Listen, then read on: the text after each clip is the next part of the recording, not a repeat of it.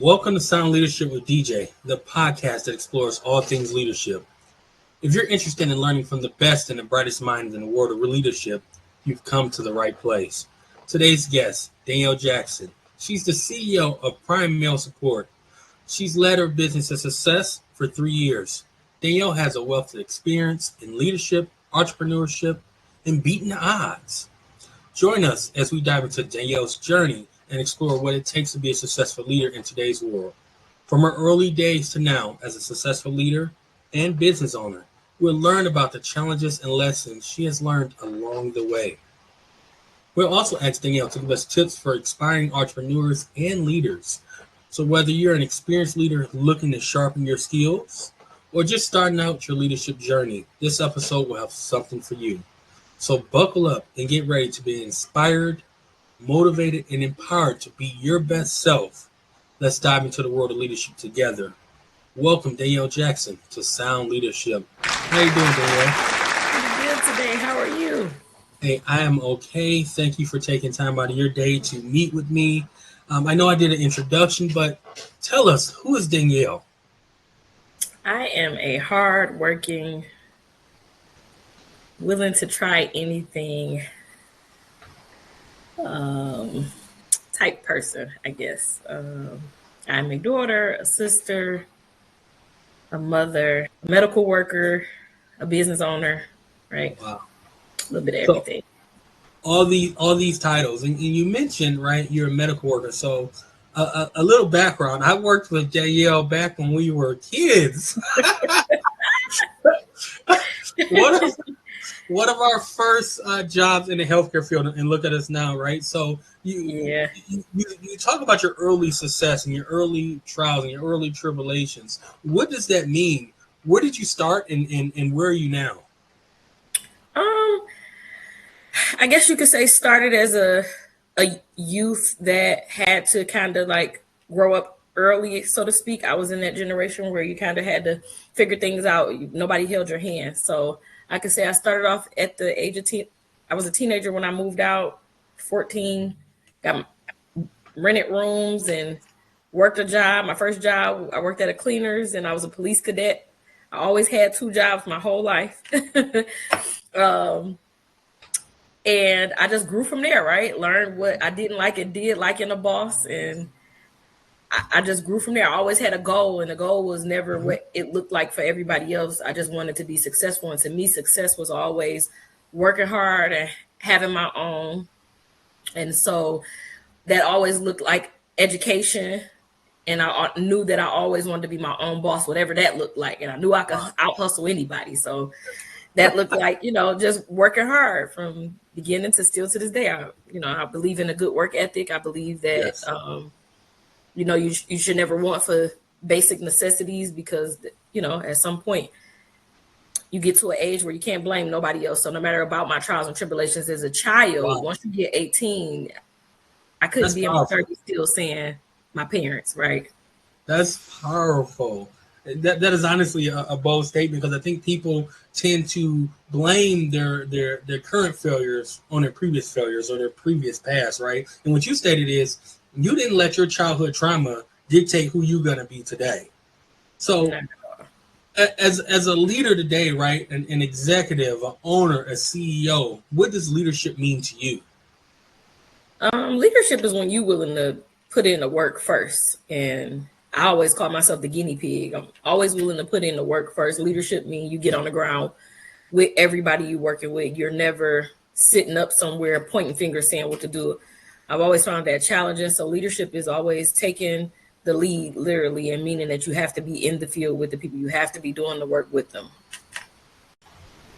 Okay, no, that's good. How did you get into leadership, right? Because once again, we started off as kids, right? Neither one of us were leaders, right? We were taking care of patients that were twice our age, had no idea what we were doing, probably shouldn't have been doing the things that we were doing, but it crafted us to be who we are today. So, as you look back over time and you look at your career over time, is there a pivotal point that kind of got you to where you are today?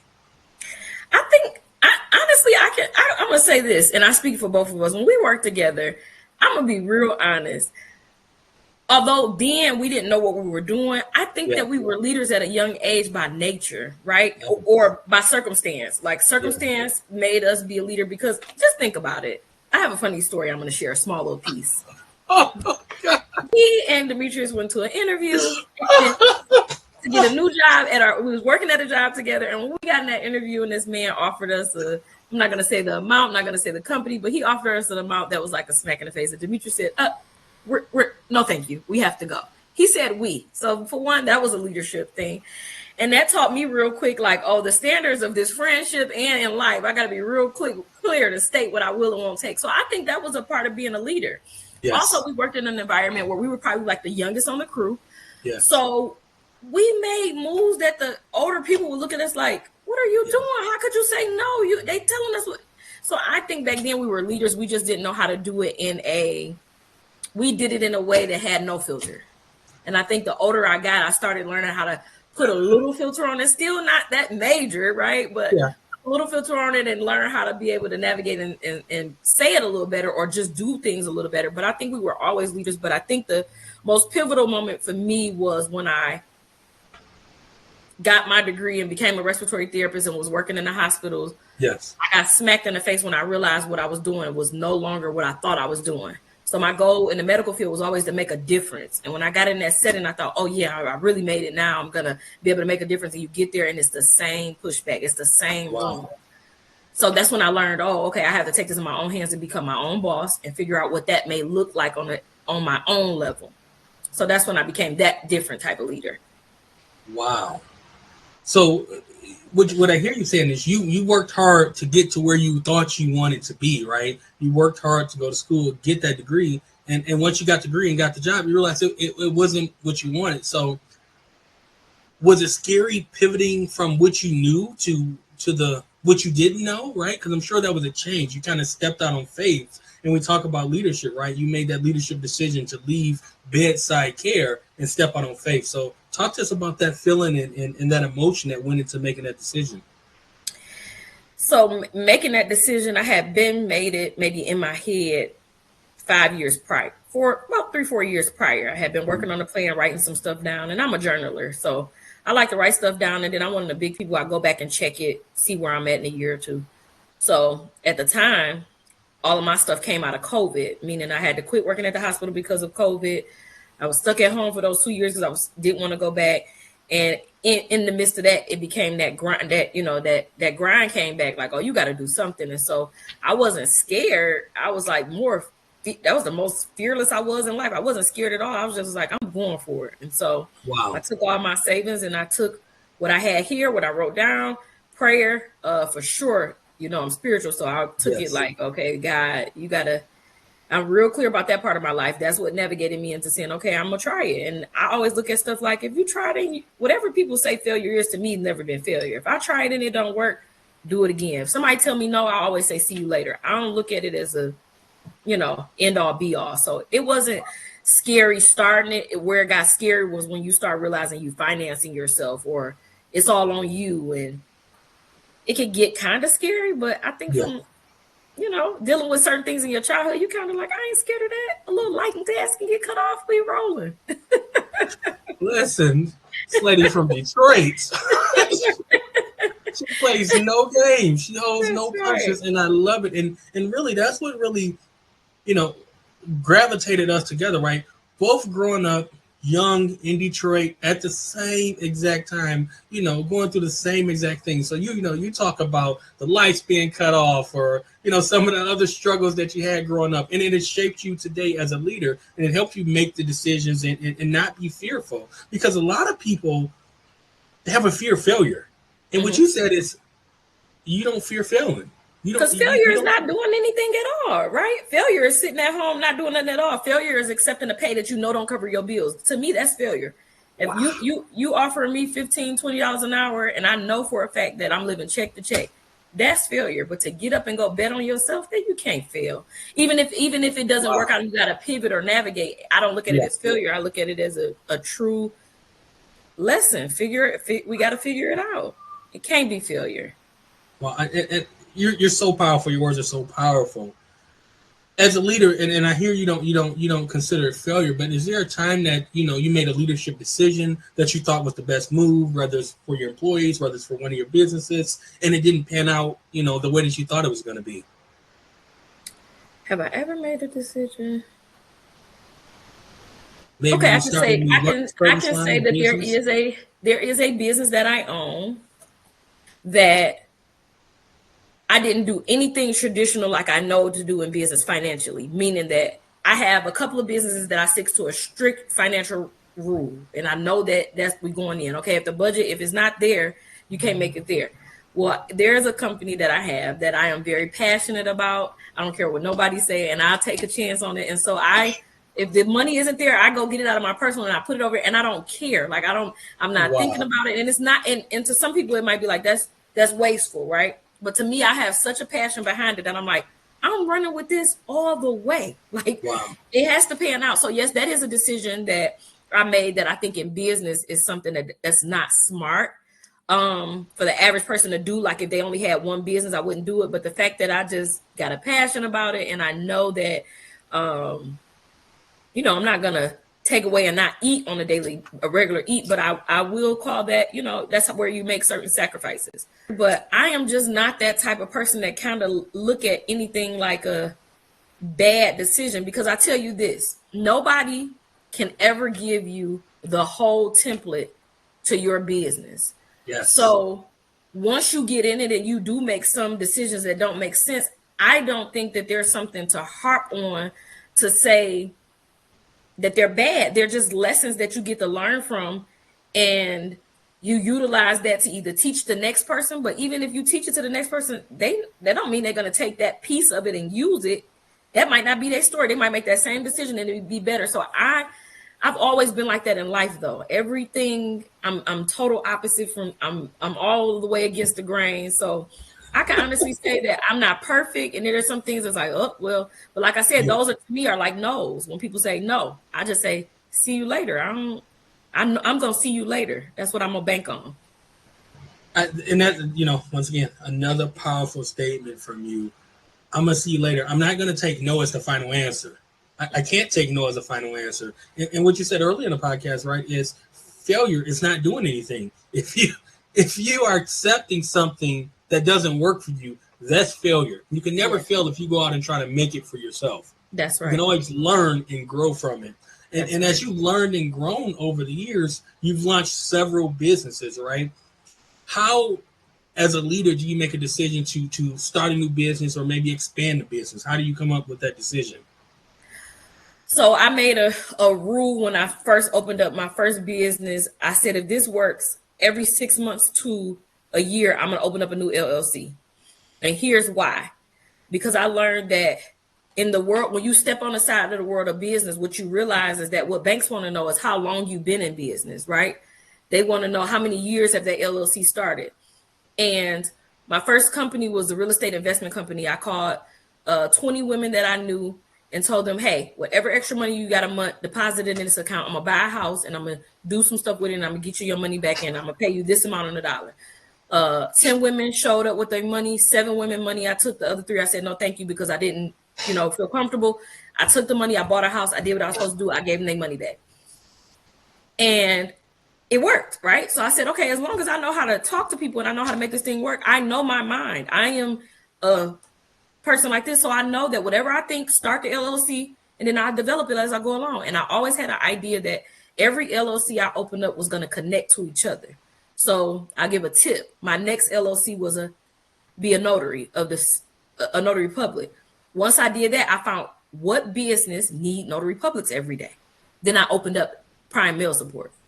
And so now both of my jobs, I'm always got a job, right? And then you go from there, and you just go from there. So all of them connect. But I always tell people, even if you don't feel like you never know everything in business, but the piece you're good at, do it. And everybody, I know people say that everybody ain't meant to be a business owner. Everybody should own an LLC, whether you run it or you pay somebody else to run it. Because the reality is, if you get hurt, if you choose to wake up one day and get another job, you got somewhere where you can go work. You can be the employee there. You might not know how to do it. Get you a manager, somebody who know how to do QuickBooks, and get you whoever the person is that's going to do all your other stuff, You can be an employee and get paid hourly and have an LLC. Wow. So much knowledge is just radiating from you. I'm just in awe to know that I've known this person for a long time. 20, almost 20 years, like 3 years. I want to say my age no more. 17 years. They call me Unc now. So, hey, auntie, that's what they say. I said, oh, who you talking to? so, as you've grown your business, have you hired on employees? Have you started to lead employees, or is it still you kind of over, doing a day to day? How has your business grown, and how have you managed that? Yes, I have employees. I have people that work for me in every business, every aspect of the business. Somebody works for me. But I'm also hands-on. I have to have something to do. I'm not really ready to retire, meaning that I'm not ready to fall back and not do nothing at all. I don't ever think I'll be ready to do that. But also in business, I am the financial manager at all my companies. So it requires for me to be there every day. You know what I mean? Okay. Or not every day, like I can leave, but it requires for me to be active. So, yep, I'm still active, but we hire and we keep it to where it's like I don't hire full time. I told you that before when we had a conversation. I keep certain tips in business and in this new generation that just makes sense. For me, learning the side of business is that there's always two mentalities and you have to cater to those. And this comes from me being an employee and being a business owner. When I worked at a job, I had the business owner mentality. So when I would get, what I'm supposed to do for the day, I followed it and would do extra because I'm like, yeah, this is what I would do if this was my company. Well, I've learned in this new climate, people work for people and they look at the clock, right? I get off at 5. They could care less how many contracts they close because they're not on the commission. They're going to get their same pay at 5, whether they close 1 or 2. And so I just look at it from the standpoint of listening to coworkers and hearing the complaints over the years that I have learned that to keep my business fun, creative, and keep my turnover rate lowered, I just hire different, meaning that most of my employees are 1099 employees. I never give overtime. All my employees work part-time because they have the opportunity to open their own bit. And I teach that, encourage that what they're good at, try to hone in on that. Open your own too. You can work here. I teach you all the ropes. You can learn whatever you can see here and go do it for yourself. But I want it to be like the concept of what, yeah.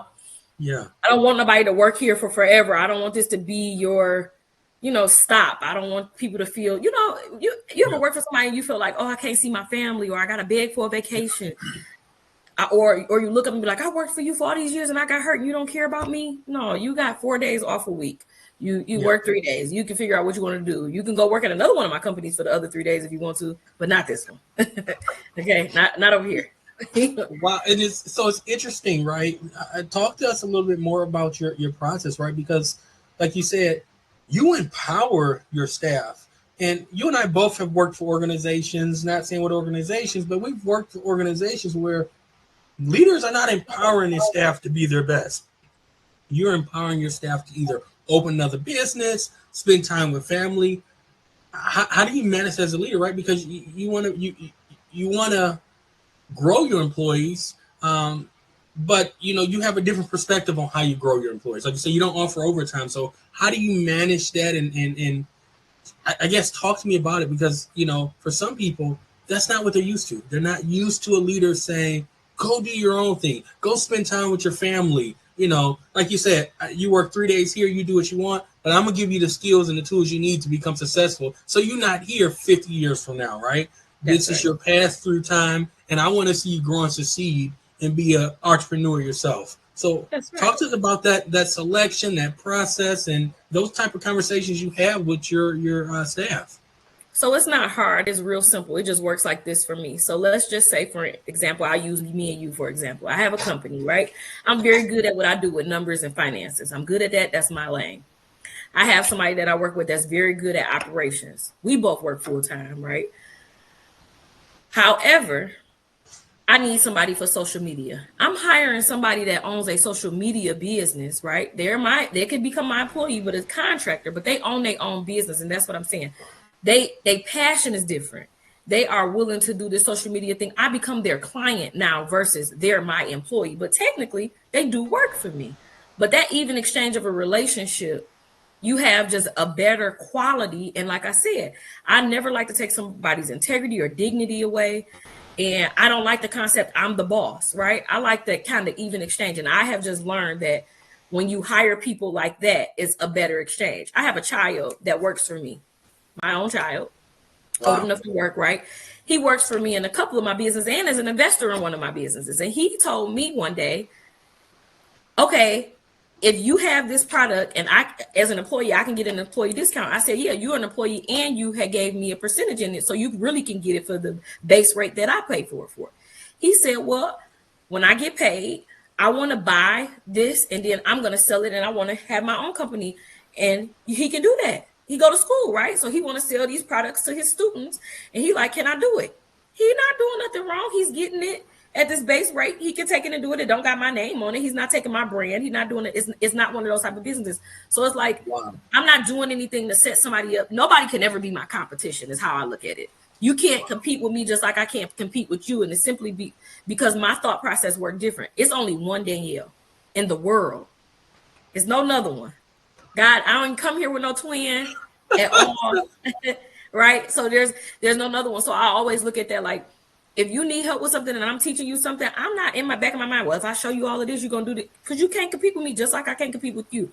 So I look at keeping the employees like that because then they always feel like we are doing something. But if you have somebody working for you and they put in all that work for you and they don't have a owner's mentality, they feel like a useless worker. And then at some point, they're like, I made you, or you wouldn't have that if it wasn't for me. And it's like, no, we're going to work this thing out together and we're going to use each other for what we're good at. And then you can stay here if you choose to, but then you can always know that you had the opportunity to leave or still work here and do your own thing on the side. There's nothing wrong with that.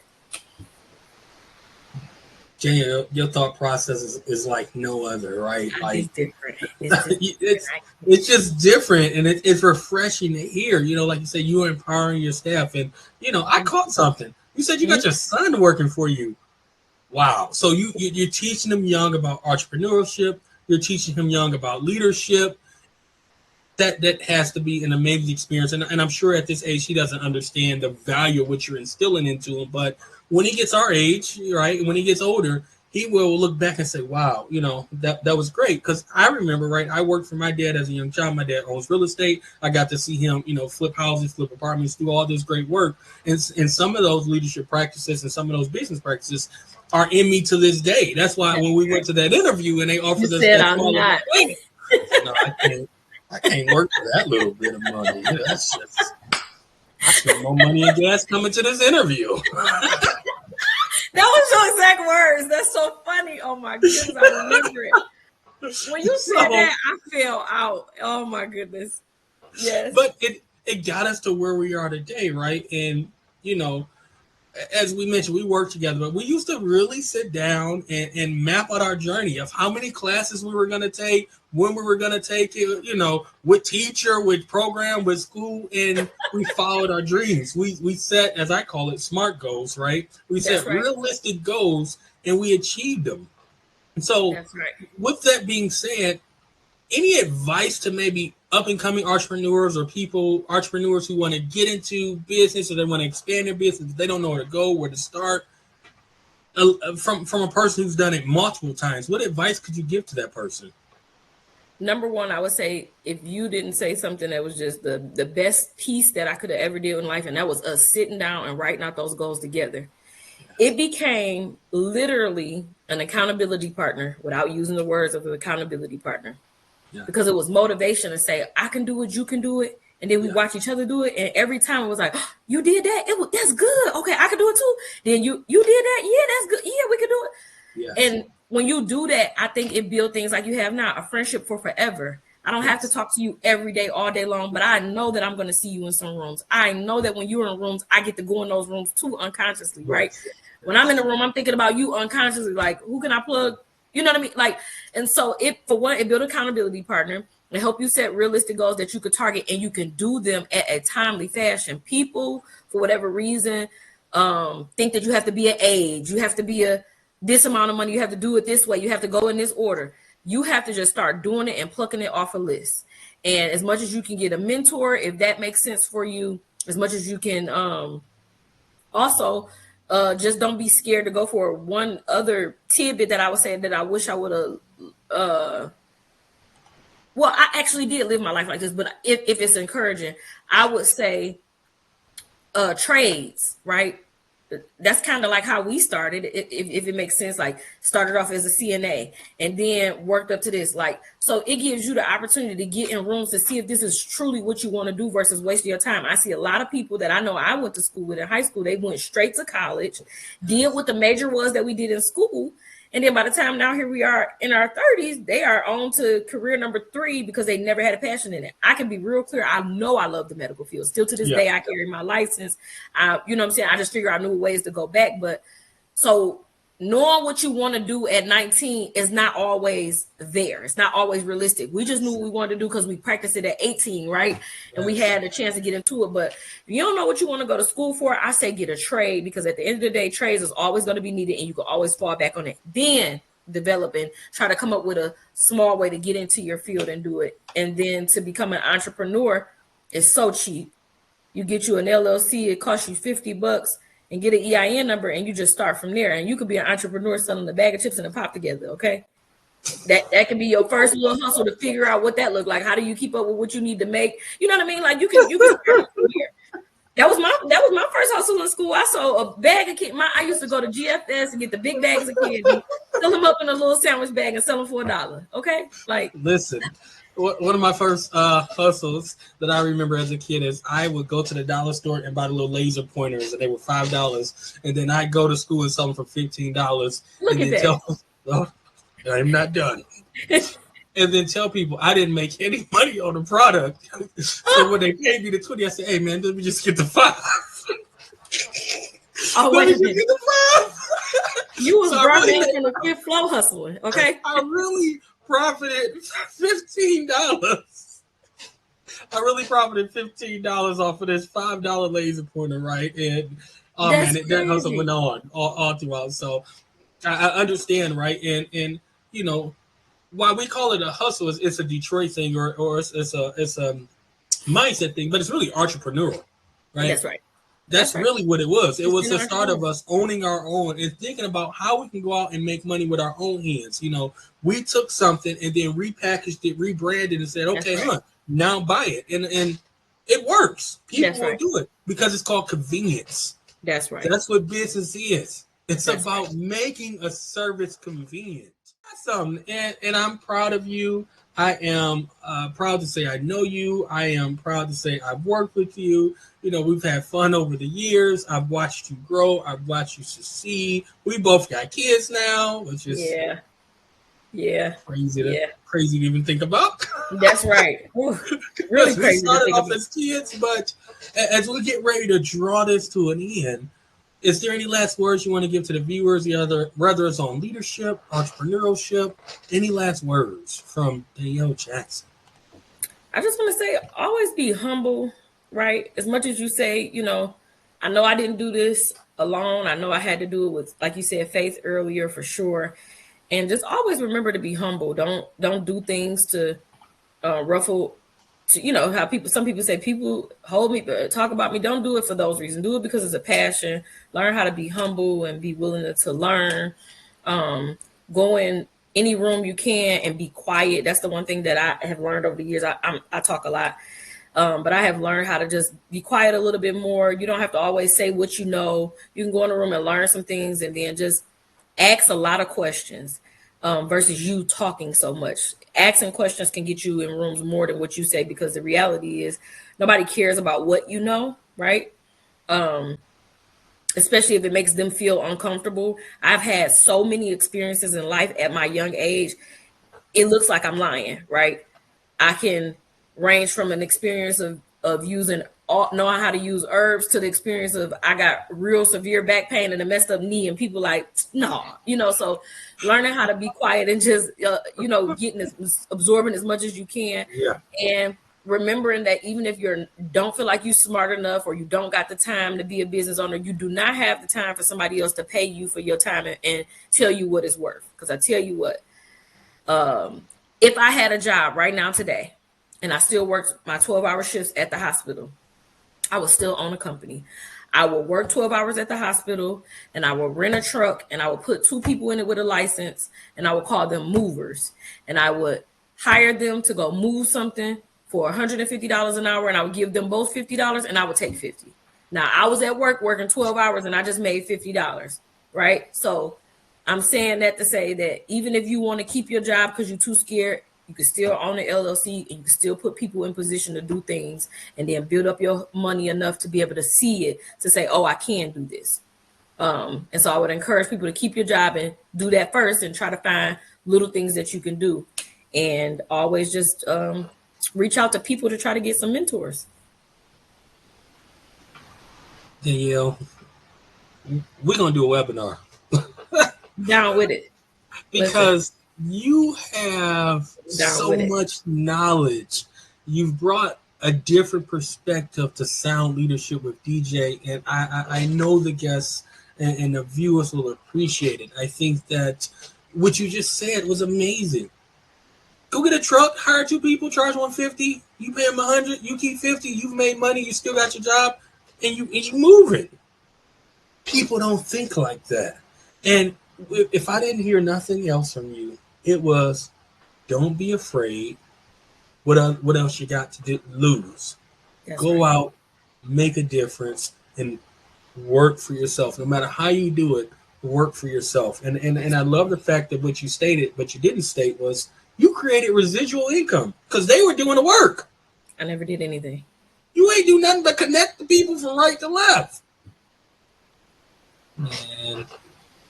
And all you got to do is the one last thing is somebody said this to me, and I'll never forget. You don't got to always try to reinvent the wheel. So out here is too many options for you to. I'm on U-Haul website and FedEx website. I don't have to have no grand major website. My website can be just a free little Google website for now, right?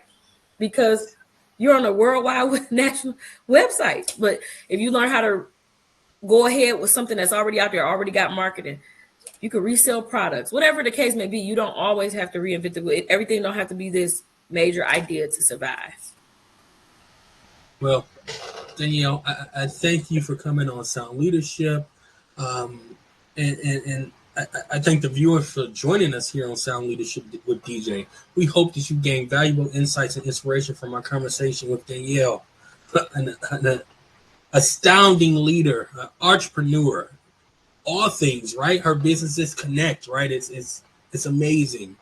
If you've enjoyed this episode, please like to subscribe to our social media pages. You can follow us on YouTube and LinkedIn at Sound Leadership with DJ, and you can follow me at Your Healthcare Consultant on Instagram and TikTok. Remember, leadership is a journey, not a destination. So keep striving to learn and grow and never give up on your goals. Danielle has shown us that, right? Never give up on your goals. We wish you all the best on your leadership journey and hope that you will join us here soon on Sound Leadership with DJ.